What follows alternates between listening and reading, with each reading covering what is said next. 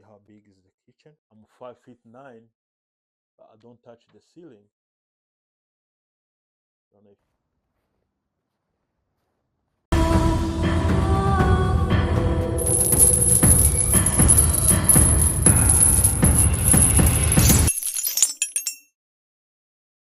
Hello, ladies and gentlemen. This is Pizzo. I'm here with Mrs. P. Yes. Welcome to Prove It Long podcast. Woo! Tugeze kuri episode ya 4. Ya kane. Yeah. Ibintu byaryoshye cyane. Burya ngo utangiye urugendo rwose ukava kuri rimwe ukajya kuri kabiri, Gatatu. ukajya kuri gatatu, None turi. ukaba ugeze kuri 4. Yewe bya bintu birakomeye. Yeah. Tukomeza kandi dushimira buri muntu wese ukomeje kutwereka ko ari kumwe natwe, kutwereka yuko ashyigikiye ibitekerezo byacu. Muraba agaciro iyi podcast yacu by'umwihariko. Ya muraba agaciro cyane kandi natwe ntabwo tuzabatenguha. Ibyiza biri imbere kandi tusko dufatanyije byose bizagenda neza. Tugaruke gato kuri episode ya 3. Episode ya 3. Yeah. Reka tugire ikintu tuyivugaho by'umwihariko kwa ko twayikoranye n'umuntu wayikoze cyangwa twayikoze mu rurimi rw'icyongereza. Hari abatwandikiye batabasha wenda kumva urwo rurimi bati se mwazatubwiye mu ncamake. Ntago twagize icyo dutoramo, niyo mpamvu tuje dutangirana n'incamake y'iki kiganiro cyo kuri episode ya 3. Yeah. Kandi noneho ikindi cya kabiri ahubwo kuko tuba tudashaka ko episode zirambirana cyane. Uwe kiganiro twageranye n'uriya muvandimwe Gregor ni ikiganiro cyiza kandi kuwagikurikiye akagitega amatwi gifitemo message nyinshi cyane. Ntago twashaka rero kugikata, naho twavuze oya reka tuyishyireho yonyine abantu bayumve, noneho nibiba ngombwa tuzasobanuramo gato, tuzakora agasummary gato. Yes. Twihuse rero na summary. Ikintu cya mbere buriya nakunze ku muvandimwe kubumvisha kino kiganiro cyangwa utaracyumva agenda yumve kuri episode ya 3 twakoze. N'umupapa umwana mwiza twakiriye neza mu biro bye. Ndabimushimira cyane. Ikindi cya kabiri cyanyuze ku mutima, yaduha experience y'ubuzima bwe yanyuzemo buryoshye kandi bugeza ku ntsinzi, bufite ikintu bwamarira umuntu wagiteza amatwi. Yes. Mbese akamwigiraho. Ariyo mpamvu twagabanyije ikiganiro cyo mu bice 3 tugiye kuvugaho twumvishe zatunyuze cyane, bityo bigaha nk'ishusho utaracyumvisha akajya kuri episode ya 2 ya 3 episode yacu ya 3 akacyumva ko ni ikiganiro cyiza.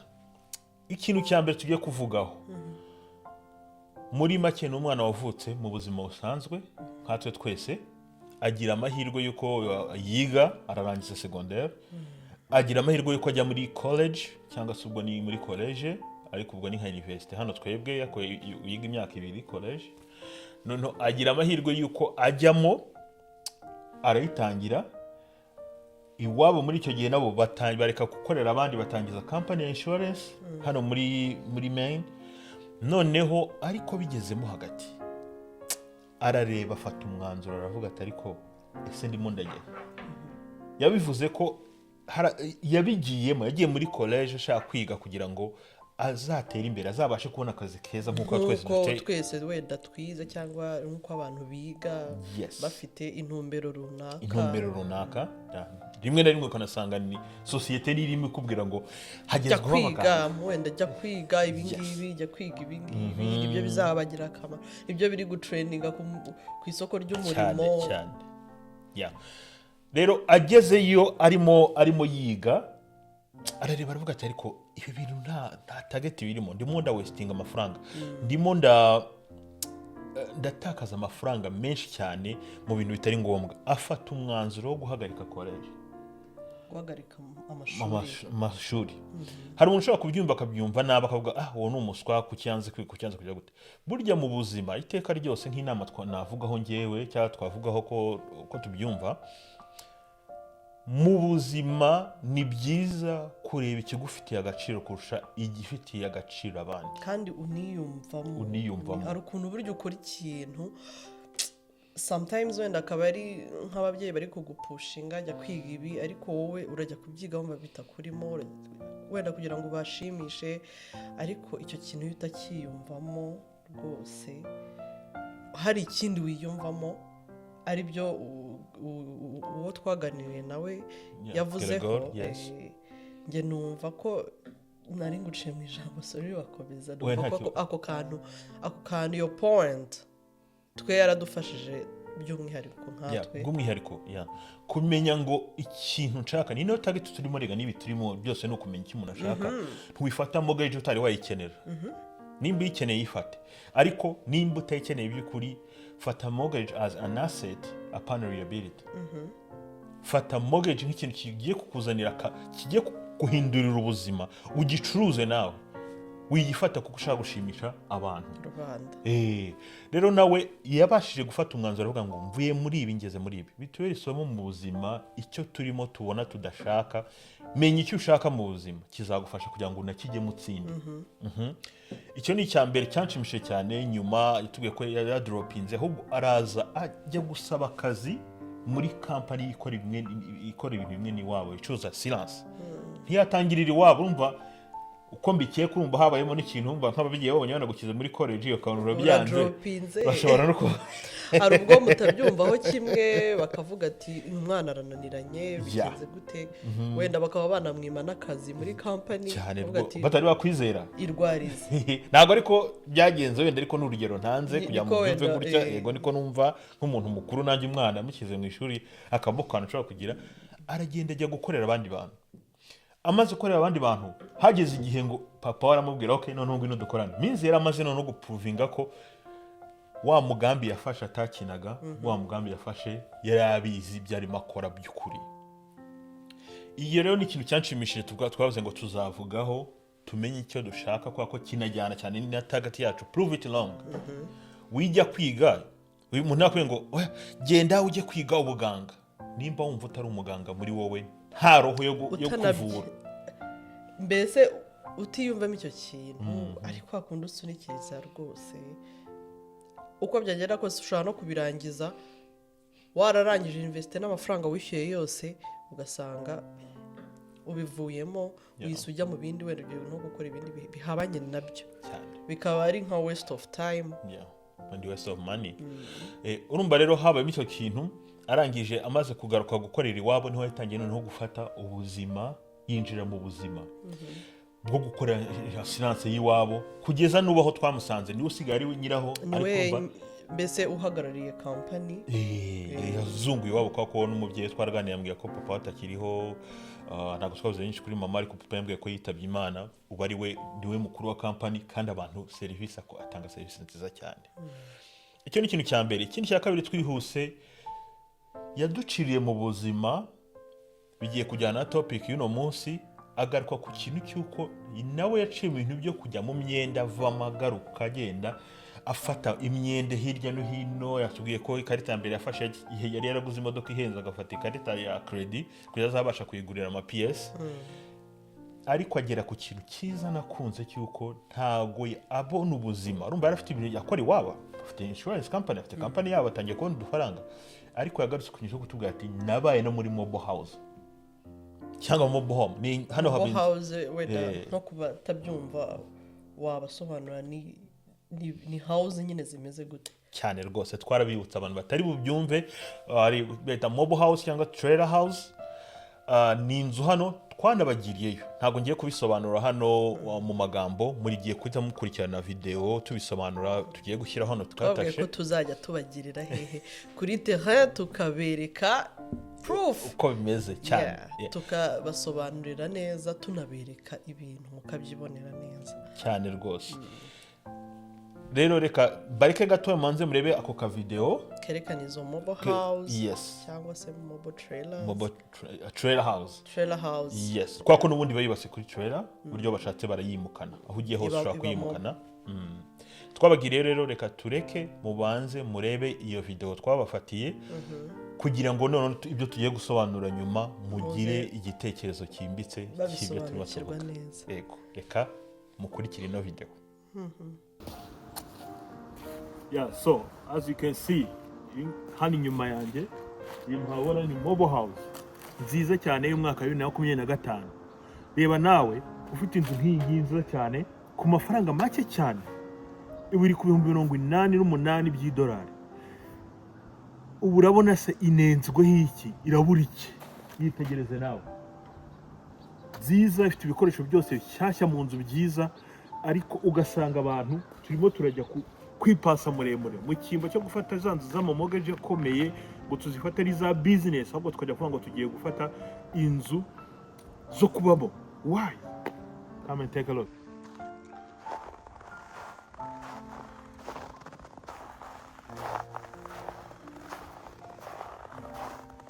It has a shed right here, which you can use to keep your stuff, and a back door right here, which you can go to backyard.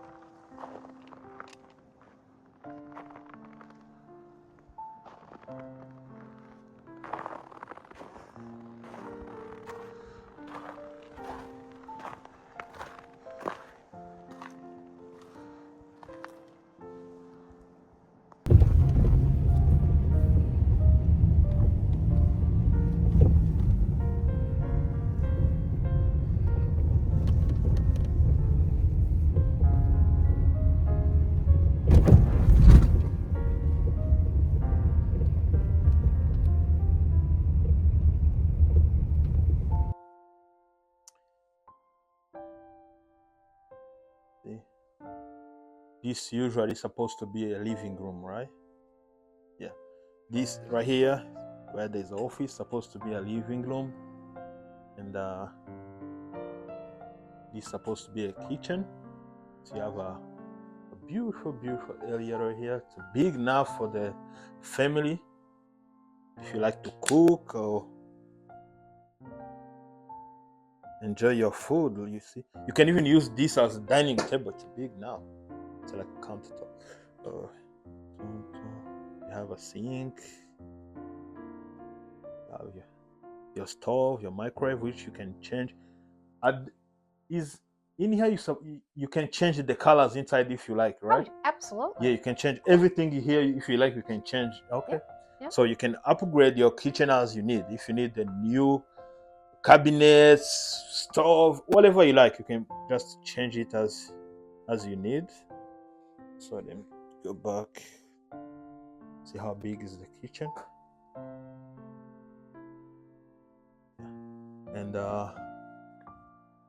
see, it's big enough to even have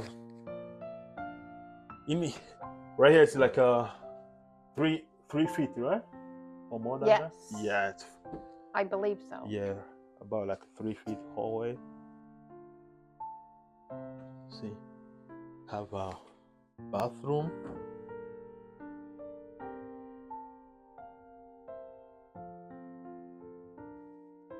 Nice bathroom here. A shower.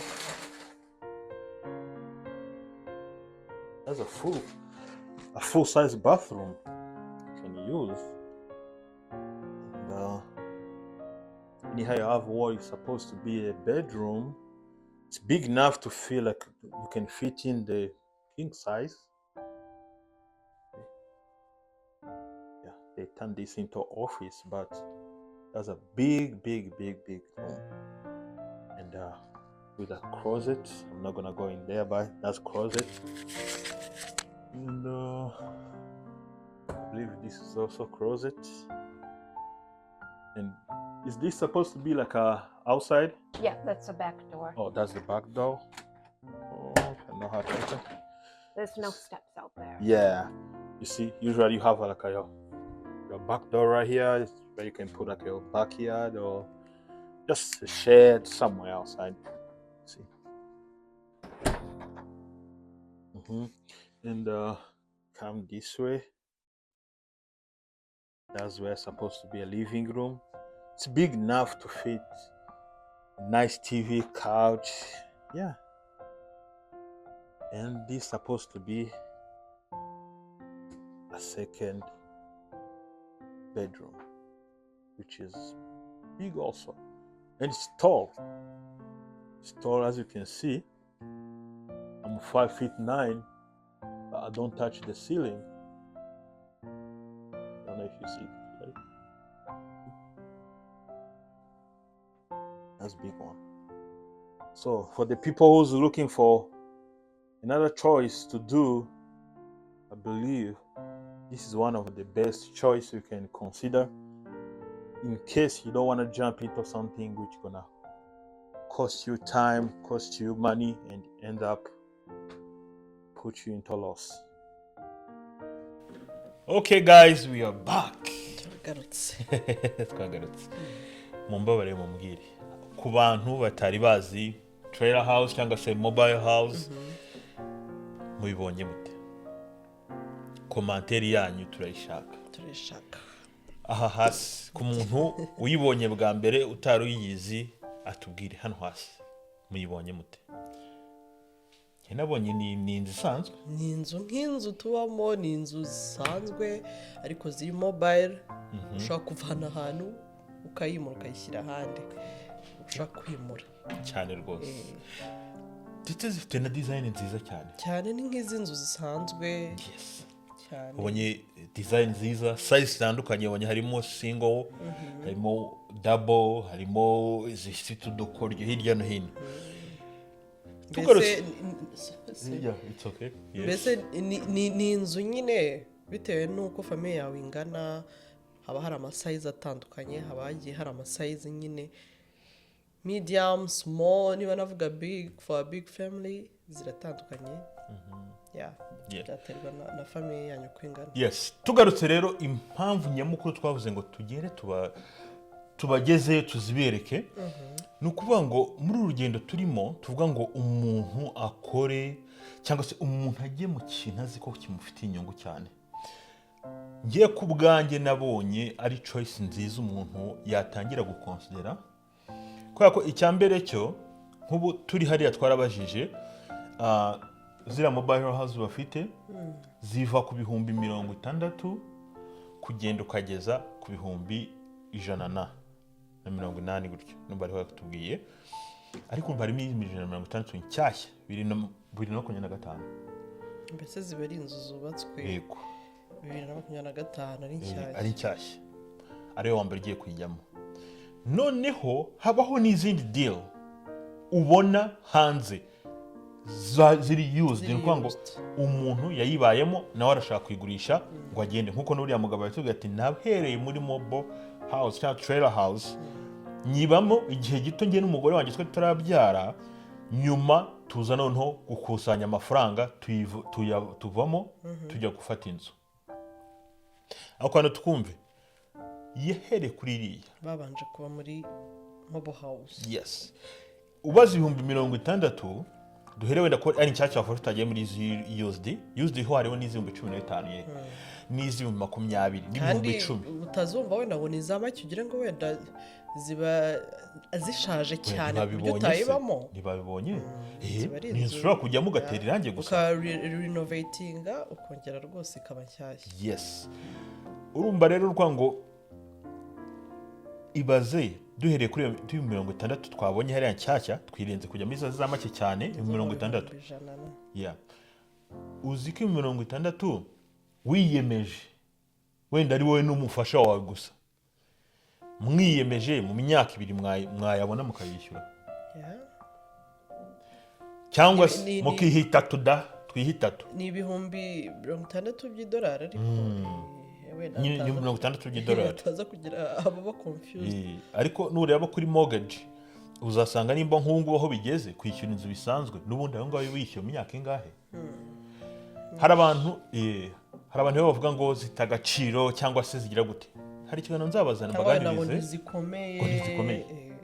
Babibonye ni inzu imeze yubatswe nk'inzu izi wenda dufata za mortgage uko ziba zubatswe nazo niko zubatswe rwose. Yes, urumva difference irimo nuko imwe iba yubatse ku butaka indi yubatse kuri trailer cyangwa kuri chassis mu Faransa ku buryo ubasha kuyimura nyine. Urumva rero ni ikintu nge nabonye umuntu ashobora considera mu gihe atari yashaka kugira ngo yipase muremure ajya mu bintu byo gufata za mortgage z'amafaranga menshi cyane. Nkunge naguha condition nka condition 3 ushobora kuyiconsidera. Nge nazibonye nzigezemo. Ikintu cya mbere mugishaka na wenda n'umuntu wawe mutari mwabyara kandi ahantu murimo haduta.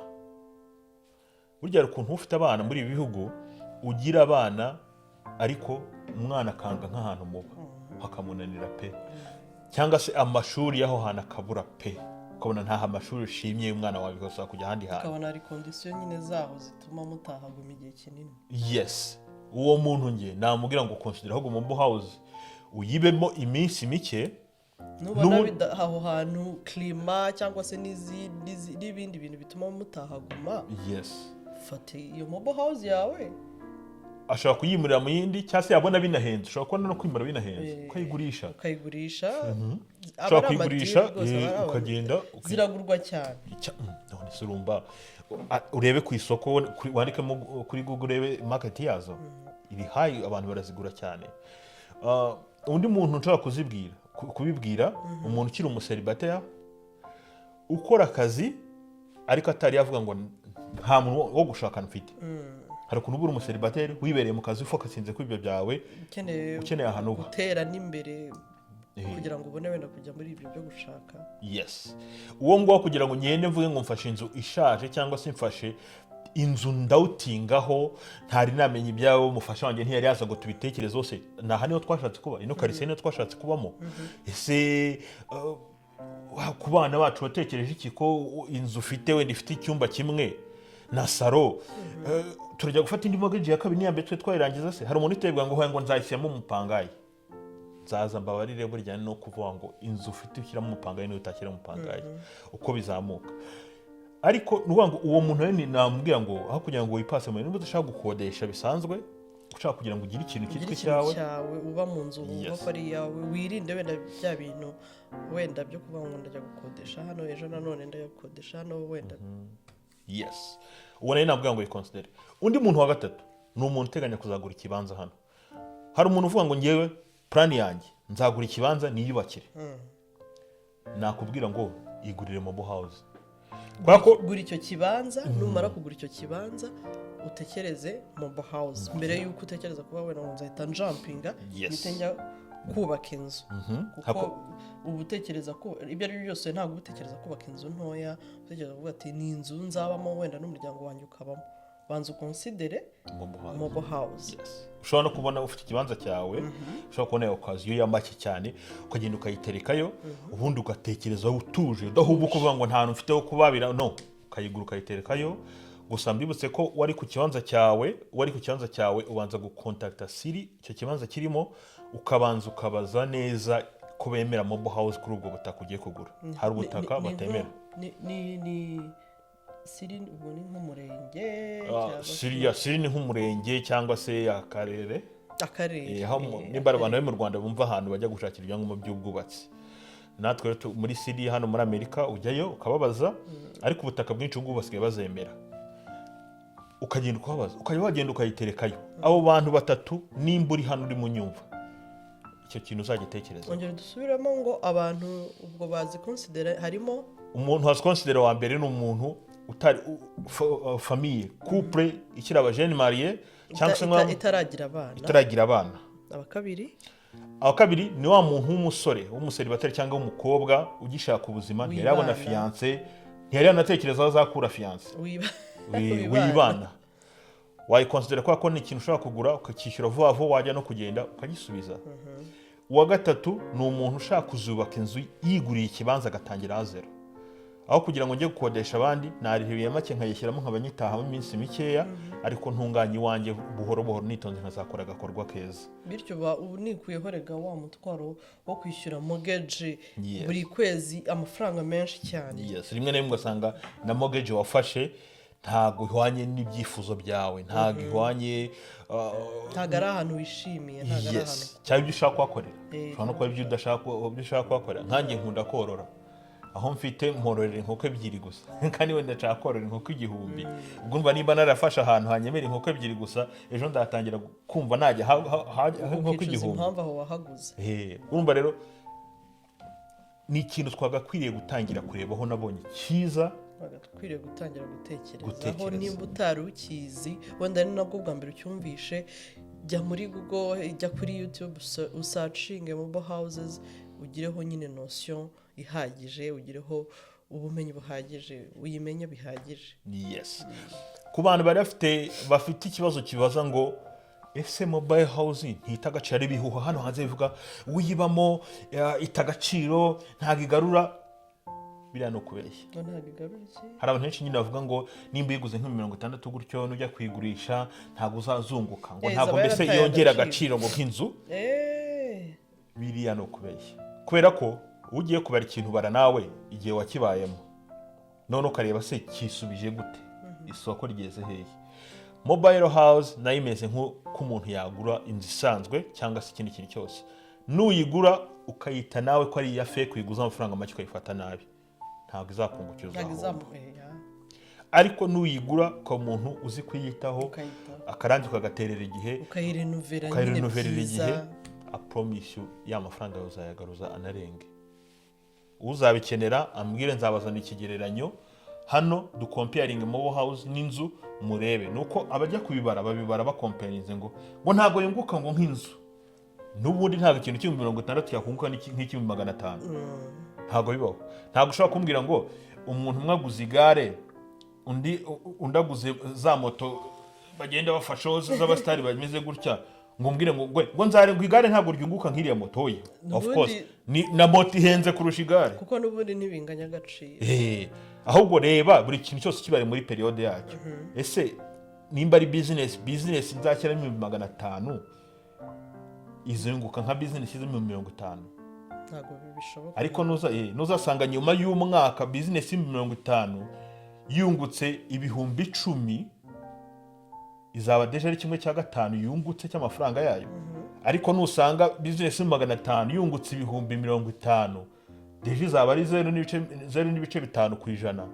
Ku 10 ubwo yungutse 5 0.5, indi yungutse 1/5, indi yungutse 0.5 cy'ibyo yashoyemo. Ntago bizaba bingana, none ya indi yashoyemo menshi zabisa nkaho nayo yungutse make paraporo yayo yashyizemo. Mbese isa nk'iyahombye. Ariko ntago ufite agapapuro nayo babarira ku gapapuro mukareba, ariko ku rwego rwayo iriho nayo yunguka uko ingana. Kuri icyo cya mobile house rero nicyo ikiri cya gatatu nashaka kuvugaho twigiyemo tunasoza kugira ngo ikiganiro kisaza gutinda, ni pay cash as much as you can. As you can. Yes. Aho ushoboye hose rwose, ariyo ya gahunda ya prove it wrong, aho ushoboye hose, kuko mobile house zisa nkaho nyine ni makeya. Hari umuntu ushobora kuyaffordinga ayo mafaranga 60,000. Niba bibashije kuba icyo kintu wakishyura, wenda ayo mafaranga uyafite, wenda ari n'ayandi ufite wenda ya saving, ukakishyura ariko kikitwa icyawe muri ako kanya, ukakiba muri safe, udafite umutwaro wo kuvuga ngo ndishyura mortgage, ndishyura buri kwezi, none nimara kukibamo noneho aho kugira ngo ayo najya nishyura buri kwezi nyine nkomeze nyishyure, ubwo ngubwo nzajya nya saving, ahubwo wenda nzaguremo wenda niba ari n'icyo kibanza se, cyangwa niba ari n'izindi business wayakoresha, uzajya ubikora nyine muri ayo mafaranga. Niyo mpamvu akantu ka pay cash as ni akantu k'ingenzi. Ni akantu k'ingenzi. Hariho aho ushoboye kwishyura, wishyura ayo mafaranga, wirinde nyine uwo mutwaro, wa mutwaro kwishyiramo umutwaro w'imyenda, kwishyiraho umutwaro nyine wa loans tutabashije kwishyura cyangwa tunabashije ariko still tugasigara nta kindi kintu dufite cya savings cyangwa cyo gukemuza ikindi kibazo waba ufite runaka. Mbese kongera tubitsindagira bibe kuri iyo mobile house nimba ubasha kuyafodinga ntigusige empty ariko wabashije kuyafodinga it's a good investment. Ariko no ku bindi by'ubuzima bwacu bisanzwe twishyure cash ahashoboka, dukoreshe credit card cyangwa se dukoreshe loan ku bintu bifatika asset, bintu bitwinjiriza nta kintu kigaragara bizatwungura. Mbese fata ideni kuko ugiye kuricuruza nawe rikakungukira. Ariko ifata ideni ugiye kwishimisha, ifata ideni kuko ushaka kugura umwenda mwiza, cyangwa ushaka nyine kwerekana muri sosiyete ko hari ubuzima buhambaye ubayeho kandi nyuma yaho nyine ujya kurwana no kwirwa wishyura nyine ayo madeni. Gusa n'ibyanga byanze burundu ngo nguhiriye mu nzu ntadapfunda ibipfunsi cyangwa se ntadapfunda imitwe, byanze ushobora kuyikoresha. Ariko nimba bishoboka shyura cash ashoboka, bizakurinda kandi bizatuma utera imbere cyane muri iki gihugu kurusha wa wundi nawe utarimo ubyiyumvamo. Reka rero tuhinira ahangaha episode ya 4. Mwakoze kudukurikira, mwakoze kubana natwe. Ibitekerezo byanyu turabitegereje na DMs aho muri episode ya 5. Ciao.